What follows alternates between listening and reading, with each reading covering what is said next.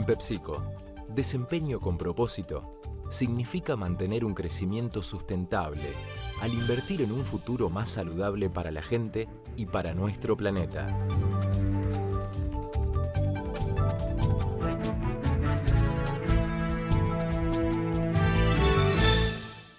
Bienvenidos a Consumo Respeto, un espacio dedicado a los derechos de los consumidores. Seguramente usted coincidirá conmigo en la importancia que va teniendo diariamente la utilización de la web, de Internet, para acceder a bienes o a servicios. Muy probablemente usted ha hecho últimamente alguna compra a través de estos sistemas, pero seguramente de la misma forma que me sucede a mí, tendrá algunas dudas, no solo en relación a la seguridad informática, es decir, ponemos los datos, qué tranquilidad tengo en relación a que no se utilicen para otro aspecto, qué vulnerabilidad tienen los sistemas, sino también desde el punto de vista legal, es decir, desde el punto de vista de los derechos que tenemos a través de este tipo de operaciones, es decir, qué debe informarnos el proveedor, podemos arrepentirnos de la operación, tenemos algún costo al respecto, en fin, todas estas cuestiones que nos inquietan son las que precisamente nos proponemos tratar en el día de hoy de la mano de un experto, el profesor Alejandro Chamatrópulos. Hablando de sitios web, hablando de Internet, los invito, como lo hacemos semanalmente, a visitar específicamente nuestro espacio en la red que es consumorespeto.com.ar, nuestra página oficial, y la de Facebook también, Consumo Respeto, para que nos haga llegar, como lo hace semanalmente, propuestas, críticas, en fin, todo lo que nos aporte para mejorar la propuesta televisiva que realizamos todas las semanas. Enseguida estaremos con estos temas.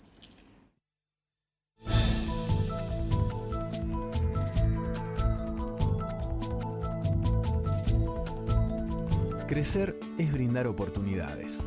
Crecer es motivar el desarrollo de la gente. Crecer es promover la cultura y el deporte. Queremos seguir creciendo junto a vos. Banco Ciudad. Te quiere ver crecer. 0822 20400. bancociudad.com.ar.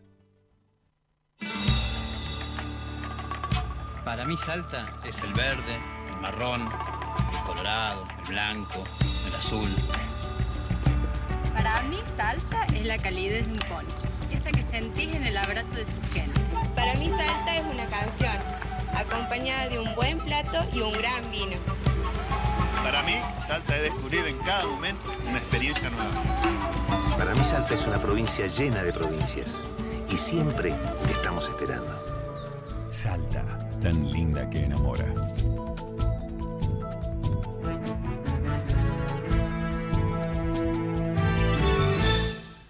Bienvenido, Alejo, a nuestro programa. Gracias por acompañarnos. Vamos a ver qué tal, ¿cómo estás? ¿Cómo andaste? Vamos a hacer nuestra presentación formal, ¿Sí? Antes de meternos en un tema que realmente, decíamos recién, ¿no? Nos interesa a todos porque además cada vez estamos más compenetrados con el mundo de Internet y de la web y en fin, tenemos algunas preocupaciones. Estamos con Alejandro Chamatrópulos, que es abogado, especialista en derechos del consumidor, entre tantas otras cuestiones en su currículum, pero nos focalizamos en las que tienen que ver con los temas que vamos a tratar. Y contanos un poco, en principio, ¿qué es esto del comercio electrónico, no? Sí. Esto se relaciona un poco con lo que es la forma moderna de contratar, ¿no? Originariamente se hablaba de contratos a distancia. Hace un tiempo atrás, cuando Internet todavía no había explotado el boom de Internet, se contrataba mucho a distancia, las famosas ventas por catálogos de hace 20, 30 años. Pero hoy en día eso fue empezando a mutar para la contratación con el famoso clic, ¿no? En Internet.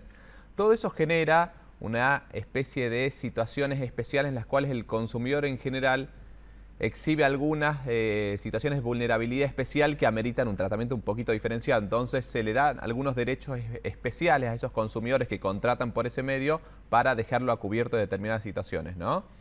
Ahí, es cierto, vos insinuás la cuestión de la vulnerabilidad y demás, pero fíjate vos, por un lado, uno cuando ingresa a la web y toma una decisión de contratar, tiene algunos temores, ¿no? Pero paralelamente uno cuando ve los números, por ejemplo, acá fíjate que en el último año hay 12 millones de personas que en nuestro país utilizaron la web, entonces pareciera como que también la gente va adquiriendo confianza al sistema, ¿no? Exactamente, y además de la confianza es la comodidad de la contratación y obviamente uno de los grandes problemas o temas que tenemos hoy es la falta de tiempo.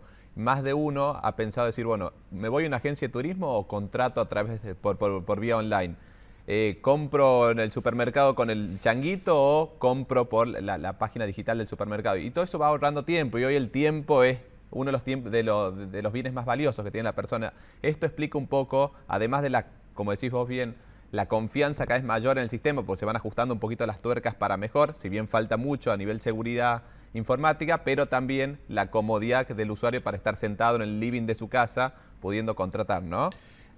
Alejo, antes de entrar un poco a la cuestión quizá más vinculada a la protección del consumidor en este tema, nosotros en Argentina tenemos alguna situación bastante particular que tiene que ver con algunas regulaciones que el gobierno ha llevado a cabo en los últimos tiempos, vinculado a algunas con las restricciones para el acceso a los dólares o para las compras en el exterior, o las percepciones que aplica la AFIP cuando uno realiza compras en el extranjero.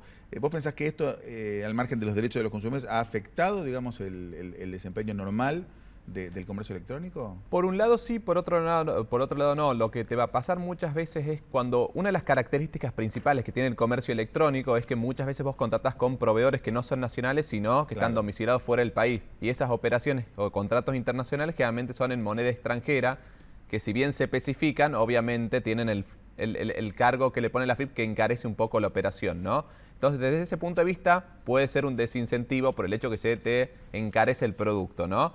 Pero hoy en día todos esos productos se los puede especificar porque generalmente se los paga con tarjeta de crédito, ¿no? Nada más que el precio obviamente es más alto de lo que ocurría hace algunos años.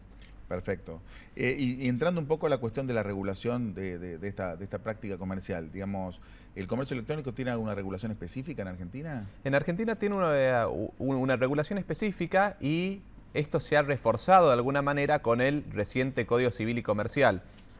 Entrando un poquito más de cerca al tema, la Ley de Defensa del Consumidor ya lo regulaba de manera especial. Había 3 articulitos pensados específicamente para esto en esa ley y ahora con el código se refuerza. El problema que surge es que el Código Civil y Comercial, si bien regula con bastante mayor detalle que esa Ley de Defensa del Consumidor, no la ha derogado esa ley, con lo cual tenés 2 regulaciones en paralelo que si uno diría son exactamente iguales no hay problema, pero el problema es que tienen algunas regulaciones distintas y uno no sabe cuál va a ser la vigente en el caso, ¿no? Y puede generar alguna incertidumbre al respecto. Ahí, bueno, teóricamente deberíamos aplicar el principio de integración y de normas más favorables, es decir, como que si de última si hubiera superposición y contradicción, ¿no? Exactamente. Si hubiera complementación no hay problema. Exactamente. En los hechos, esta situación, como todas aquellas situaciones en las cuales haya conflicto aparente de norma, siempre se pone las 2 soluciones sobre la mesa y la que sea más favorable al consumidor va a ser la que va a primar sobre la otra, ¿no? Esa sería la solución. En este caso puntual vas a tener que a veces es la del Código Civil y Comercial para algunos aspectos y en otros la de la Ley de Defensa del Consumidor para otros. Perfecto. Y por ejemplo, digamos, yendo a una cuestión más concreta en términos de, a ver, nosotros hablamos de comercio electrónico, pero vos haces referencia a una regulación del código y a una regulación de la ley de consumidor que se refieren a un espectro más amplio de situaciones, que lógicamente involucra al comercio electrónico, pero que involucra prácticamente todos los casos en los cuales el consumidor no fue a un comercio a adquirir, ¿no? O sea, prácticamente no hay situación que fuera de esa situación puntual esté excluida de esta protección especial, ¿no? Exactamente. Hay 2 grandes grupos de contratos que tiene esta regulación. Por un lado, bien decís, son todos aquellos contratos celebrados fuera del establecimiento del proveedor, o sea, todo lo que vos comprás no entrando al local comercial, sino lo que te venden, por ejemplo, en tu casa, en la vía pública, en el domicilio de un tercero. Puede ser, por ejemplo, los famosos eventos que se hacen en los hoteles para los tiempos compartidos, por ejemplo, para promoción de tiempos compartidos. En el lugar de trabajo también. Esos eventos que te adornan un poco con un par de con copas. Los famosos premios. Y quedás relajadito como para contratar, ¿no? Exactamente. Tenés ese gran grupo de contratos por un lado y después los contratos electrónicos a distancia. En estos 2 contratos, la necesidad de una protección especial está dada por una situación distinta en ambos casos. En el primer caso, cuando hablamos de lo que es celebrado fuera del establecimiento, por el hecho de que el consumidor generalmente es tomado con la guardia baja. Claro. O en una situación de sorpresa. Él no estaba queriendo contratar, sino que le vienen de golpe, lo abordan con un tema, entonces...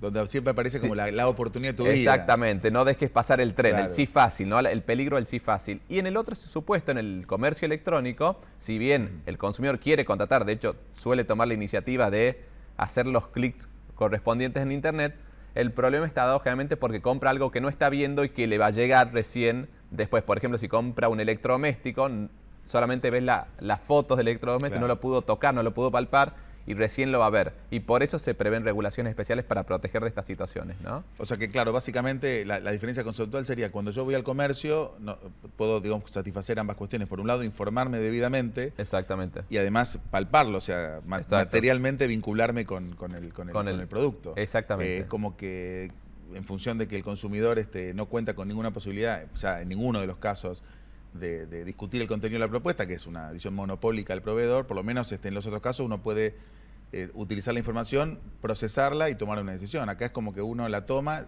antes de haberse enterado, ¿no? Exactamente. Y ahí viene en juego una cuestión muy importante, ¿no? Porque entonces la ley da una prerrogativa que es casi la central en este tipo de cuestiones, que es un derecho de arrepentimiento. Exactamente, que es algo casi revolucionario. Uno piensa que en un contrato, ya nuestros abuelos decían esto de cuando uno da la mano es para cumplir, o sea, los pactos están para ser cumplidos. Y acá se está planteando la regla contraria, es me puedo arrepentir de un contrato que yo ya celebré y celebré válidamente, ¿no? Entonces, es casi una revolución desde ese punto de vista, pero como es algo excepcional, es solamente para este tipo de contratos en concreto y no se puede extender a otros contratos que sean de consumo, pero que no tengan estas características. O sea, no cualquier consumidor en general puede invocar este derecho de arrepentimiento, sino solamente los contratantes en estos casos. Ahora, contanos un poco entonces concretamente en qué consiste y cómo se puede ejercer, porque esto revolucionario, bueno, la gente dirá, bueno, sí, alguna vez escuché, alguna vez lo ejercí, y muchos otros televidentes tal vez dicen, ¿cómo es esto? Yo puedo comprar por internet y después decir, me arrepentí, seguramente voy a tener que pagar algo. ¿Cómo es esto? Bueno, esto es muy interesante en cuanto a acá las formas son muy importantes. En primer lugar, en todo este tipo de contratos, sí o sí tiene que estar informado por escrito que el consumidor tiene este derecho de arrepentimiento, ¿no? Y hay un plazo para ejercerlo, que ya lo vamos a mencionar. Pero lo primero que tiene que conocer el consumidor es precisamente, valga la redundancia, tiene que conocer ese derecho, porque seguramente si no lo conoce se le pasa el plazo ese, ¿no? Y es obligación del proveedor hacérselo saber. Saber por escrito, y no solo eso, sino que es irrenunciable para el consumidor. No entra dentro de la negociación. Vos no podés renunciar a ese plazo de arrepentimiento. Siempre lo tenés a disposición.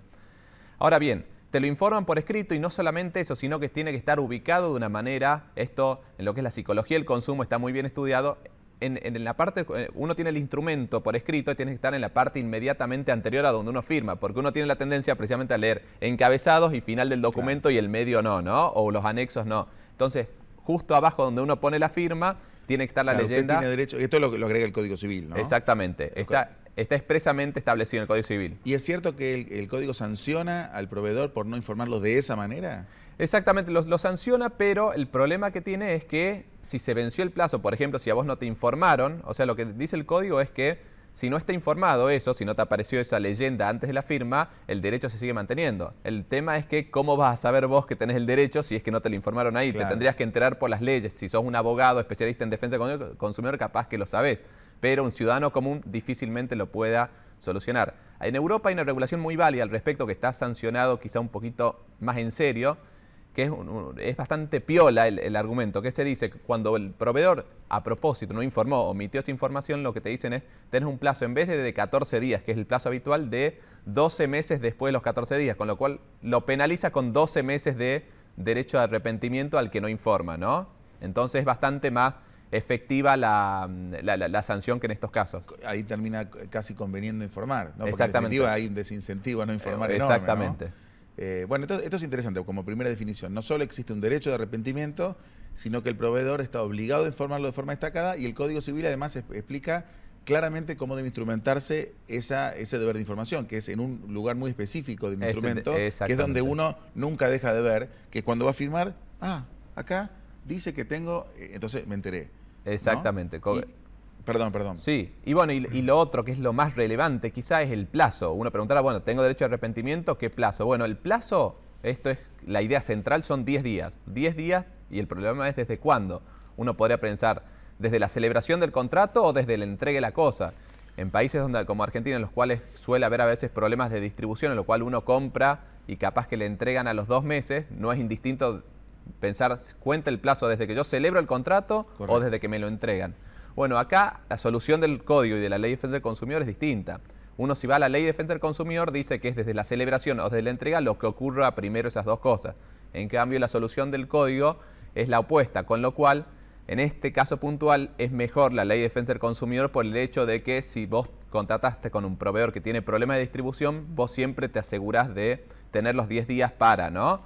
Porque de lo contrario, ¿qué te podría pasar en la solución del código? Es que como siempre corre, generalmente desde la celebración del contrato, si la entrega te la hicieron a los 30 días, vos ya perdiste esos 10 días de arrepentimiento que corrieron desde la celebración, ¿no? Es decir, la solución más favorable es la que sostiene que el plazo se computa desde lo que suceda con posterioridad y la que rige, en definitiva. Exactamente, que suele ser la entrega generalmente del bien, ¿no? O sea, en los hechos va a ser 10 días desde la entrega del bien, que es cuando vos tenés posibilidad en el contrato en el comercio electrónicamente de verificar la cosa, ver si te gustó, si no. Claro, el otro es más para la venta domiciliaria, cuando quizás te entregan un producto, vos decidís contratarlo. Exactamente. Y ahí la contratación se produce con posterioridad a la entrega. Exactamente. Pero entonces, en ese caso requeriría el momento de la contratación. Exactamente. Que es el posterior. Exactamente. O sea, siempre el plazo que más convenga al consumidor, en definitiva. Sí. En este caso puntual sí es más clara la solución de la Ley de Defensa del Consumidor, por esto que bien mencionabas vos antes de, comparando las dos normas, cuál es la más favorable. En este caso puntual es más favorable la de la Ley de Defensa del Consumidor. En el otro caso que vos decías, cuando veíamos en qué parte del instrumento hay que informar el derecho de información,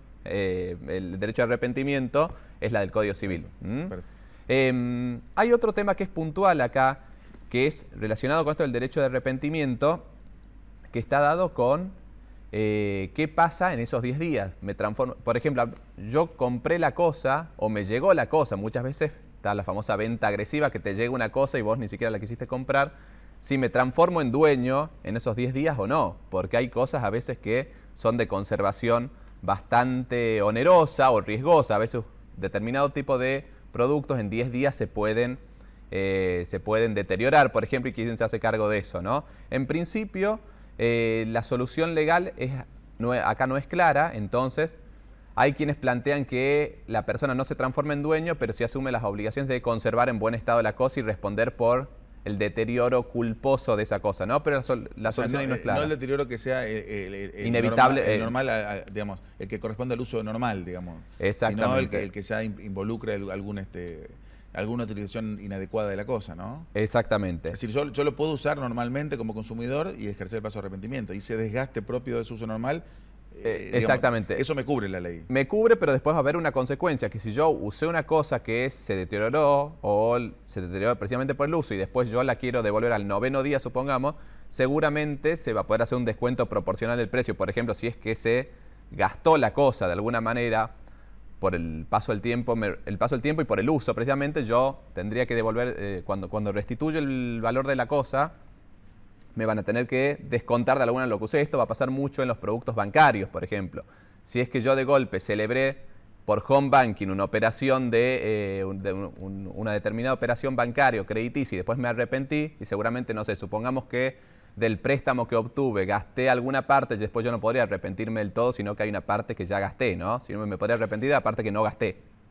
Y ahí, por ejemplo, ahí si yo me arrepiento del préstamo, entonces, pero lo que gasté, entonces lo puedo consolidar, porque ¿cómo quedaría? De alguna manera, esto es un gran problema que se genera en Argentina. En Europa, precisamente, están excluidas las operaciones financieras de esto del derecho de arrepentimiento, precisamente por todas estas distintas situaciones que se pueden dar, en las cuales, por ejemplo, nosotros hablamos de un plazo de 10 días. Para un banco, para cualquier entidad financiera, 10 días es una eternidad. Claro. Entonces, no es indistinto que yo, por ejemplo, si obtengo un préstamo, me arrepienta si pedí un préstamo de 10.000, me arrepienta de 5.000 porque gasté los otros 5.000 o me arrepienta del total. Entonces todo eso va a producir determinados efectos sobre las consecuencias de cuando yo decido resolver el contrato, ¿no?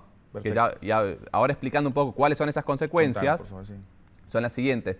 Yo me arrepiento y precisamente lo que sucede es que las partes se devuelven lo que se hubiesen dado, ¿no? Vamos al caso más puntual, electrodoméstico. Si es que yo de alguna manera digo, no me gustó la cosa, entrego la cosa, suponiendo que no la usé, que él casi está dentro de la cajita y todo, entrego la cosa y me devuelven la totalidad del precio.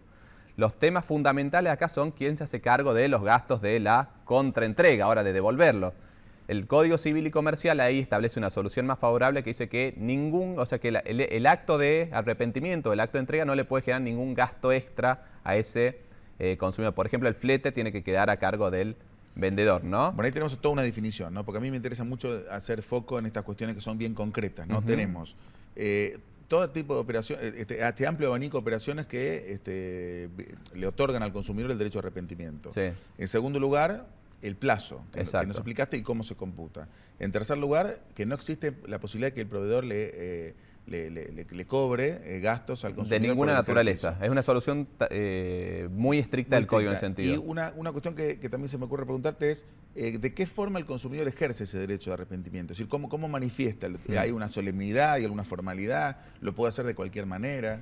Bueno, acá hay dos soluciones. De nuevo está la de la Ley de Defensa del Consumidor y la del Código. Entendemos que la Ley de Defensa del Consumidor es más favorable en este caso. La de la Ley de Defensa del Consumidor dice que basta con poner la cosa a disposición del proveedor, ¿no? Del quien te la vendió. En cambio, el Código habla de devolver la cosa, o sea, devolverla efectivamente. Y uno ahí podría pensar, poner la cosa a disposición, es decir, por ejemplo, llamar por teléfono y decir, vení a retirarla cuando quieras. En cambio, devolverla implica un acto activo, valga la redundancia, en la cual vos te tomes la molestia de ir a devolver, ¿no? Lo mismo, esta diferencia se diluye un poco porque el código permite otras dos vías, de la cual la más importante es la notificación por escrito de que querés devolver. O sea, vos, por ejemplo, este acto de devolver la cosa, vos decís, bueno, mandás una carta documento, una notificación formal a esa empresa por escrito diciéndole quiero devolver la cosa. Y eso ya vale como un ejercicio válido del derecho de arrepentimiento. Ahí podríamos agregar que el propio código en esta materia dice que, digamos, en las normas que exijan instrumentación por escrito se puede entender que se suple a través de medios electrónicos, con lo cual uno hasta podría eventualmente enviar un email. Exactamente. A la dirección válida. Le hago saber que he decidido, he desistido de la operación o me he arrepentido de la misma, por lo tanto pongo a su disposición el bien en tal lugar y yo cumplí. Exactamente. Y a uno podría preguntarse válidamente cuál es esa casilla de email a la cual tengo que remitirlo. Seguramente sería válido cuando uno celebra el documento de venta, la que figura en ese documento, por ejemplo, info@empresa tanto, sería válido en la medida que esté puesta en el documento de venta. Si es que el proveedor la puso como una casilla propia, ya valdría, se supone es como el domicilio de uno, ¿no? Ahora, contame porque hay una novedad también en el Código Civil, que vos además trabajás muy bien en un extenso artículo que has elaborado sobre la materia. Aparecen excepciones al derecho de arrepentimiento, cosa que no estaban en la Ley de Defensa del Consumidor. Ahora hay situaciones en las cuales el consumidor no puede ejercer este derecho. Entonces ahora entusiasmamos al público, pero espere un momentito, que en algunos casos ahora no va a poder. Exactamente. Contanos un poco, ¿qué casos son los que no se puede ejercer el derecho de arrepentimiento? Claro, bueno, acá una cosa puntual que no dijimos recién y que es lo impactante de esto, es que el derecho de arrepentimiento no implica que uno pueda decir, o sea, cuando uno se arrepiente no es porque la cosa no me gustó, porque vino fallada. Por ejemplo, vos te arrepentís, por ejemplo, porque dijiste, sin dar ningún tipo de explicaciones, sin dar causa. Vos, por ejemplo, decís, uy, me fui con los gastos este mes en la tarjeta de crédito, no, mejor retrotraigo la compra. O sea, simplemente una decisión financiera de la persona, por más que el LCD que compré esté en perfecto estado y sea fabuloso, vos te arrepentís porque querés, vendrá a ser sin expresar causas dentro de esos 10 días, ¿no?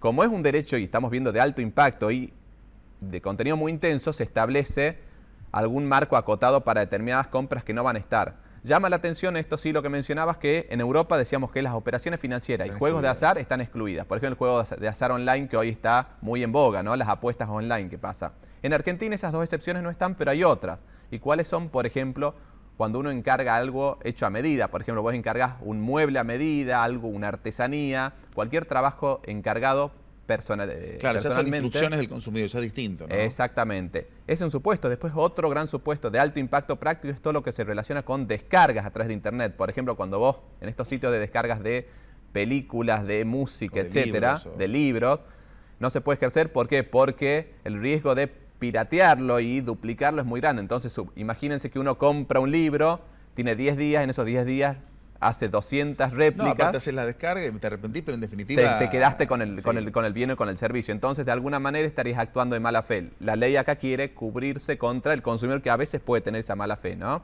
Y después hay una situación relacionada con las publicaciones periódicas. O sea, uno, por ejemplo, si se suscribe a X diario, ¿no? Y que sale de lunes a domingo, no podría comprar, que ahora es muy habitual suscribirse y pagar la suscripción mensual. No podría devolver hoy el diario de hace 8 días, porque el diario de hace 8 días ya fue leído, tiene 8 días de antigüedad, ¿no? Pero vos sostenés que, digamos, cuando los productos suscriptivos son de un plazo mayor, podría no tener tanta razonabilidad esta excepción. Exactamente. ¿Por qué? Porque pierdes el requisito de la novedad, ¿no? Vamos a decir una suscripción de una revista semestral, ¿no? Exactamente. Vos ponés ese ejemplo, Exactamente. o de algo anual. En ese caso puntual lo que podría pasar es, o sea, se pierde un poquito de razón la explicación porque ese producto, si bien es de actualidad y esto del día a día es importante, no es tan importante como el producto de suscripción diaria, ¿no? Una última pregunta Sí. bien concreta que puede ser una cosa valiosa. El código incorpora la posibilidad de que si el consumidor por causa imputable, es decir, siendo responsable, por decirlo en el lenguaje más cotidiano, no puede devolver la cosa, porque si por causa no imputable no debe responder, tiene un recurso, tiene un resorte en el Código Civil, ¿no? Puede... Sí, ¿me repetí la pregunta? Cuando el consumidor no puede devolver el producto porque lo rompió negligentemente, Sí. El código le permite que devuelva el dinero Sí. y si el precio es menor al momento en que ejerce el derecho puede ser un monto Sí, menor. pero en general ahí la solución ya es más de materia contractual y generalmente lo que le tiene que dar como regla general al ciudadano común es que si vos rompiste la cosa de una manera negligente, sí te tenés que hacer cargo de la consecuencia patrimonial de eso, ¿no? Vos no podrías, por ejemplo, el caso del LCD, si recién estábamos hablando y uno, no sé, lo rompió por alguna especie de negligencia, no podrías después devolver y solicitar el reintegro total del dinero. Claro, ¿no? que quede claro que el consumidor no deja de tener sus responsabilidades. Exactamente, por más que en o- esos 10 días tenga esa protección diferenciada, ¿no? Perfecto. Bueno, Alejo, la verdad que muy, muy interesante y creo que nos hemos nutrido con unas herramientas fantásticas para el ejercicio de una modalidad de contratación que es totalmente habitual y que creo que va a ser muy apreciado todo esto que hoy pudimos compartir por parte de los televidentes. Muchísimas gracias. No, muchas gracias a ustedes, ¿eh?